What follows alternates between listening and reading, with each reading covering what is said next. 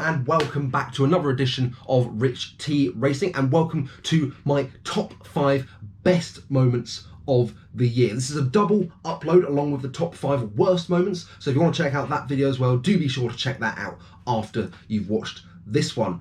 2021 was a fantastic year for me, as you can tell, and there were so many brilliant moments in this year, and this video is a celebration of the brilliant moments that we experienced this year. So without further ado, let's jump into the top 5 moments, starting of course with number 5.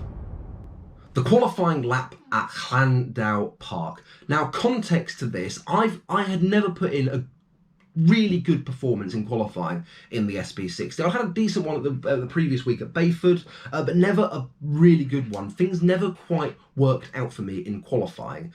But through this session, I've been overtaken by Tim Clark and Dickie Allen. I thought, okay, there they go. And I realised that I was actually still hanging on to them through practice. And I thought, okay, this is interesting. And then through the actual qualifying session, where normally back markers get in the way, yellow flags, etc., that wasn't happening so much. There were back markers, but I'd also realised that as looking forward, I thought, all I can see up there is Anwar and the chap that's got Fuller on the back of his suit. They're fast drivers. We're not going to catch them. So coming onto this last lap, I thought, if I hook this up, this should be a good lap, because I was keeping up with Dickie Allen, who's who is a force of nature. And so I was like, this could go well. And it went amazingly, and I worked out it had been a really good lap. When going into the long, I think the horseshoe, the long right-hander at the bottom, I took a wider entry into the exit of it and just got on the throttle earlier and just pinned it through the car. I thought that was good. And then to come away from it and have Tom tell me that you've qualified 5th in front of Dickie, I was like, what? It was such a good feeling, and I know it's only a qualifying lap, and qualifying ultimately doesn't influence the race too much, but it does set you up for the race, and it was just such a satisfying feeling. Like I had Tim Clark and Anwar Beryl-Smith ahead of me on my side, and Mike Coppin and Dan Brewer to my left. It was like, what am I doing up here with you lot? So yeah, absolutely fantastic, and a moment that I could not feature in this list, despite it only being a qualifying lap. And I feel like I've ranted and raved about it so much that I have to show you it. So here is said lap.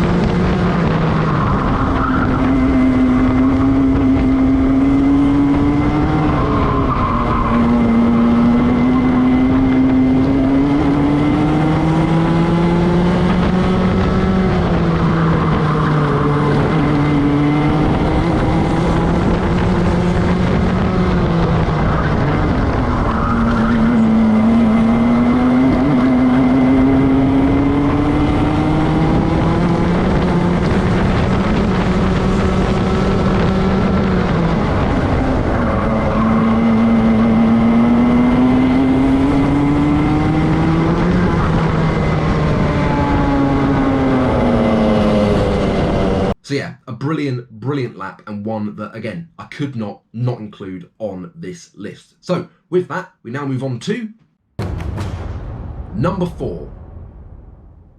The first race at Rye House. Now again, context. Rye House is not a track I've ever really particularly gone well at. It's not my favourite track on the calendar. In fact, it's probably my least favourite on the calendar, and the endurance had not gone well. So I was not expecting much coming into this, and then qualifying showed that I was down in like 25th or something behind Christopher Heath, but importantly in front of my main championship rival Richard Newton. And this race, I had such good pace through here. Like everything, all of a sudden, everything just clicked. Every apex I was just taking perfectly, particularly through the top corner. It just felt so smooth. And I think once I'd cleared some of the guys around me that I'd started with, as I was catching up to the back of this quite big pack, I was on the leader's pace. Like I was only a couple. I was on their pace. I was setting like 43 2s, 42 8s, all within like a couple of tenths of each other. So it was a brilliant feeling. sort of brilliant redemption. It was just a really brilliant feeling, and ultimately, I would, thanks to that effort in that first race, I would go on to win the round at Rye, in the SHW, of course. But the second race sort of brought it down a bit because I got taken out twice. Had the second race gone as I think it should have done, this moment would be the SP60 at Rye House would be higher on this list, because it was just so unexpected how well I did, really, and how brilliantly I performed. So yeah, brilliant moment, but again, just slightly tainted by that second race, so I can't put it higher, but still a fantastic race. Some brilliant overtakes, brilliant pace. Yeah, what more can you say? So now let's move on to number 3. The double victory at Bayford. Now, you might be surprised why this is only at number 3. You'd have thought this to be a bit higher up. I'll come on to that in just a second. But the main thing that means this moment isn't higher on the list was that the end of the SP60 was tainted by 2 4-place penalties. So I got 8 places worth of penalties at the end of this race, which brought it down a little bit. But despite that, 2 victories on the day, something that the only time this happened, it was such a good feeling. Like, I just felt so validated in the whole season, and like the performance me and Tom put in at in the endurances in the morning was just unbelievable. Tom, I owe it all to Tom, really, because he knows Bayford very well, and his qualifying was unbelievable. Like, if it hadn't been for there being some tyre testers there, we would have qualified 4th. It was ultimately 5th, and then we still finished 5th in the race, which was just, it was just so unexpected. And I'm fairly certain that no other team in the intermediate class finished higher than 5th throughout the year. So just, you have to celebrate success sometimes, and this was a very, very successful day, and one that I was absolutely buzzing with coming home that day. So yeah, a brilliant moment and worthy of being in 3rd place, but only 3rd place because of the penalties I've got at the end of race 2. So what could possibly be in front of it, I hear you ask? Well, let's have a look by having a look at number 2. The domination and zen of the clay endurance race. Now, I spoke about this at length in the 2021 season review, which came out yesterday.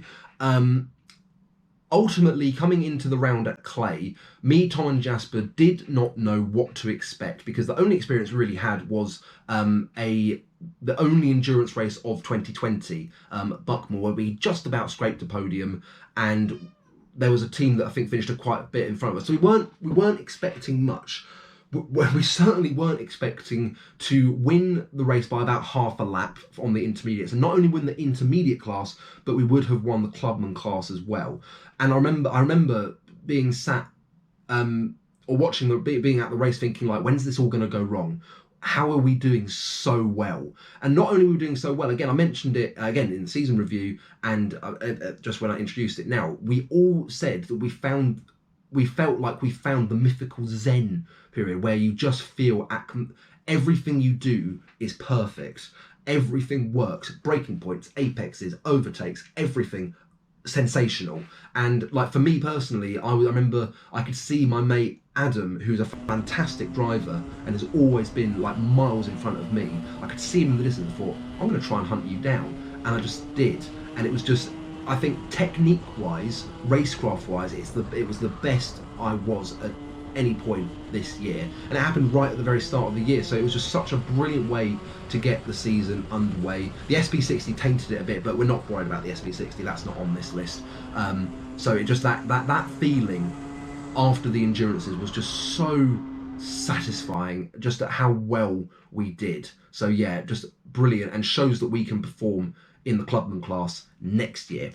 So before we have a look at the top moment of the year in the Watch Mojo tradition, let's have a look at some honourable mentions. And 2 victories find themselves in the honourable mentions. That is my first SP60 victory at Lyd and the victory for the endurance team at Buckmore. Lyd didn't make the cut because ultimately, had Richard not got a mechanical flag, he would have won that round. So I got very lucky there, so I didn't feel like I could include it, even though it was my first victory and it was a really satisfying feeling after a really warm day where I was physically shattered from it. And then Buckmore, the endurance victory, it's just one of those things where it's like it wasn't as memorable as the Bayford and Clay victories because it was a really professional performance from us in the endurance, but again, it just wasn't as good as the other two. The only other performance that makes it into the honourable mentions was my second race at Buckmore in the SP60. The main reason for that is because it was just I could have potentially won that day had the karts in my first race not been so down on power. So my recovery in race 2 was brilliant and I ultimately won the SHW in that second race, and it was a really great feeling. My best result of the year in the SP60, 7th place, but that could have been a victory overall that day. So again, that just didn't quite make the cut. There were 2 other moments that are not actually technically karting related that made it into this, and this is just me being a little bit of a sentimental Wally. One of them is it was the night out after Llandau with Tom and Jasper. Jasper had got a podium in the lightweights, which is a great achievement. I'd come second. We'd also had a really bad day in the endurances, so we were just sort of drowning our sorrows, and it was just a really fun night. That was. And then the final honourable mention, it was also a moment involving Jasper and Tom. If they're watching this, you know the moment, lads. It was when for the round 2 at Wilton, me and Tom stayed round Jasper's. We had a few beers and we knew that it was going to be raining the next day, so we were like, we've all got our tinted visors attached to our helmets. Let's get rid of them. We need to change them. So all 3 of us, we piled into Jasper's room, which is what I was sleeping in, and we were all just changing our visors there, and we were just basically not saying anything to each other, just literally changing our visors, and it was just a really lovely moment. I just looked at both of them like, oh, isn't this nice? So yeah, that's me being a sentimental Wally. Is that. So anyway, then we've done 5 to 2. We've done the honourable mentions. Let's now have a look at number 1.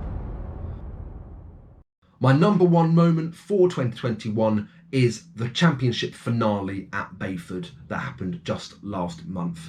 There was tension going into the day for the endurances because it was not wrapped up where it could have been at Lyd. We had to make sure we finished. We just had to make sure we finished on the podium to guarantee victory. And as long as Brilio didn't win, we were going to be fine. But our kart was not good, and it was just like, we might be in a spot of bother here.